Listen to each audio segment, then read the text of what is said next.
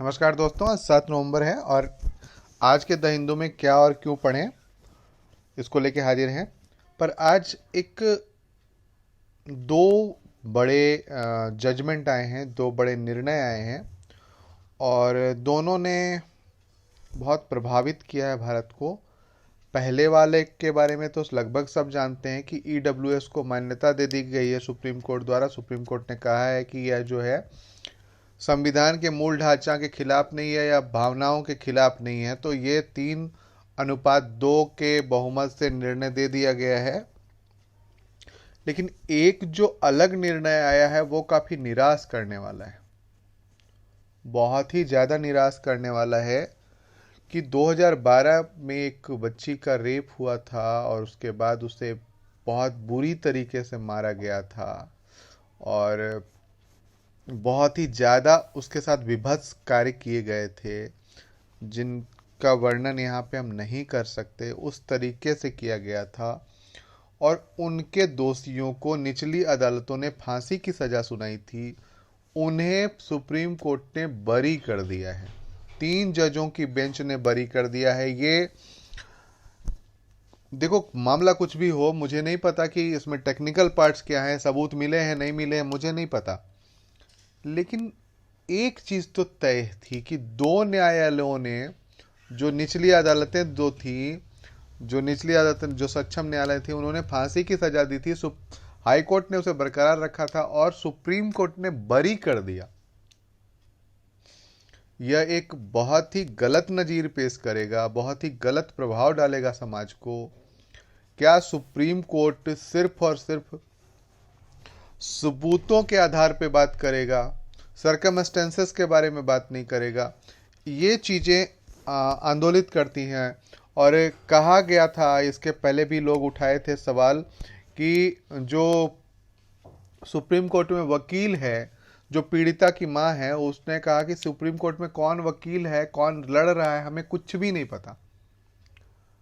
तो यह एक फिर से इशारा करता है कि क्या यह सुप्रीम कोर्ट केवल कुछ लोगों के लिए रह गया है। चूंकि मैं आलोचना इसलिए कर रहा हूं क्योंकि मैं आलोचना करने का हक रखता हूं। मैं यहाँ पे एक आम नागरिक हूं, लोकतांत्रिक देश में हूं, तो मैं किसी भी सवाल पे हमें आलोचना करने का हक है। हम प्रेस रिपोर्टर नहीं हैं, तो हमें यह आवाज़ उठानी चाहिए। यदि ऐसा करता है सुप्रीम कोर्ट तो इसके खिलाफ आवाज़ उठानी चाहिए, इसके खिलाफ सरकार को जागरूक करना चाहिए, सरकार पर दबाव बनाना चाहिए ताकि ऐसे नज़ीर न पेश हों जिससे लोगों को बढ़ावा मिले, है ना। तो आते हैं अखबार पे और बात करते हैं आज के अखबार में क्या इम्पोर्टेंट है। तो आज जो इम्पोर्टेंट है वो है क्लाइमेट कंपनसेशन, है ना। Climate compensation on COP27 agenda. Compensation की बात, है ना, कि जो जिन देशों ने अपने कार्बन उत्सर्जन बहुत ज़्यादा कर लिए हैं उन देशों को कंपनसेशन देना चाहिए, है ना। इसी पे बात की गई है। उसके बाद जो एक जो हमें पढ़ना है वो है एडिटोरियल पेज में, architecture the profession need strengthening, है ना। It is 50 years since the Architecture Act 1972 was passed, helped build the modern profession of architecture. आप हमें पता है कि हम कला के संरक्षक के रूप में भी जानते हैं, या कलाओं को भी हम पढ़ते ही हैं, है ना। आर्ट एंड कल्चर में हम जब बात करते हैं तो भारत की कलाओं के बारे में पढ़ते हैं। इसके लिए एक एक्ट बनाया गया था, आर्किटेक्चर एक्ट, है ना। उसी के बारे में बात की गई थी। Architecture the profession need strengthening, है ना। इसे मजबूत किए जाने की बात है। जो भारत में जो भी आर्किटेक्चर बनाए गए हैं उन पर भी देखना, कई तरीके की बिल्डिंग्स बना दिए गए हैं या कई तरीके कब्जा हो गया है। तो हमें ये देखना है कि इसका रेगुलेशन किस तरीके से किया जा सके, है ना। किस तरीके से रेगुलेशन किया जा सकता है और किस तरीके से प्रोडक्टिव बढ़ाया जा सके, स्टेट सपोर्ट किस तरीके का है। जैसे मान लीजिए पूरे भारत के लिए कोई आर्किटेक्चर महत्वपूर्ण है तो, और किसी ऐसे राज्य में है जहाँ पे केंद्र में कोई और सरकार, राज्य में कोई और सरकार, तो किस तरीके से सहयोग मिले और उनका संरक्षण किया जाए, इसी के बारे में बात की गई है। तो आप थोड़ा सा ये देख लीजिएगा, आर्किटेक्चर एक्ट 1972, और साथ ही साथ the first national level association architecture award form 1929, इसे देख लीजिएगा। ठीक है। इसके बाद जो अगली न्यूज है वो है द यूनिफॉर्म सिविल कोड, है ना। आर्टिकल 44 की चर्चा लगातार चल रही है और यूनिफॉर्म सिविल कोड जो है वो उत्तराखंड और भी कई राज्य हैं जो तैयार करवा रहे हैं, है ना, और गुजरात की बात भी की गई है। तो आर्टिकल 44 क्या है ना, डायरेक्टिव प्रिंसिपल में डीपीएसपी में आता है। तो ये क्या है, किस तरीके की बातें हैं, किस तरीके से बदलाव लेके आएगा यूसीसी, है ना, यूनिफॉर्म सिविल कोड जो है किस तरीके के बदलाव लाएगा, काम क्या करना है, आर्टिकल 44 पढ़ना है, क्या बदल जाएगा और कौन कौन से कानून प्रभावित होंगे। ठीक है, इतना ही काम करना है आपको, कौन कौन से कानून प्रभावित होंगे। इसके बाद जो अगली न्यूज है वो भी न्यूज आप पढ़ चुके हैं,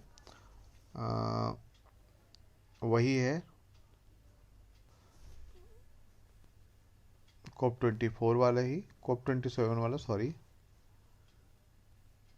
कौन से पेज में है, पेज नंबर इसी में है, देखता हूँ, COP 27 इसी में तो था। तो बात वही की गई है COP 27 की ही, और कहा गया है कि हम जो COP 27 puts climate compensation on agenda first time, है ना, पहली बार इसको एजेंडा में फर्स्ट टाइम रखा गया है क्लाइमेट कंपनसेशन। क्लाइमेट कंपनसेशन क्या होता है ना,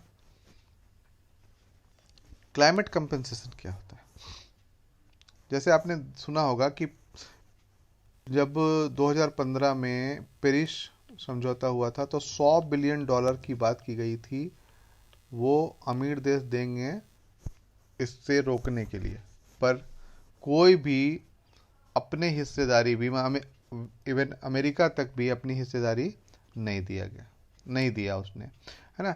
तो इसी तरीके से यहाँ पे क्या किया जा रहा है कि कंपनसेशन की बात की जा रही है ना, कंपनसेशन की बात की जा रही है कि जो जितना इसके लिए करेगा वो कंपनसेट करेगा।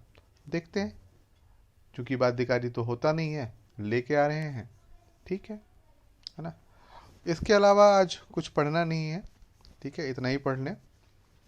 लेकिन आर्टिकल 44 कौन कौन से कानून प्रभावित होंगे और क्या बदलाव लाने होंगे, इनको जरूर देख लें। ठीक है दोस्तों, आज के लिए इतना ही, धन्यवाद। और नए आए हैं चैनल पे तो लाइक शेयर सब्सक्राइब जरूर कर लें। फिर मिलते हैं कल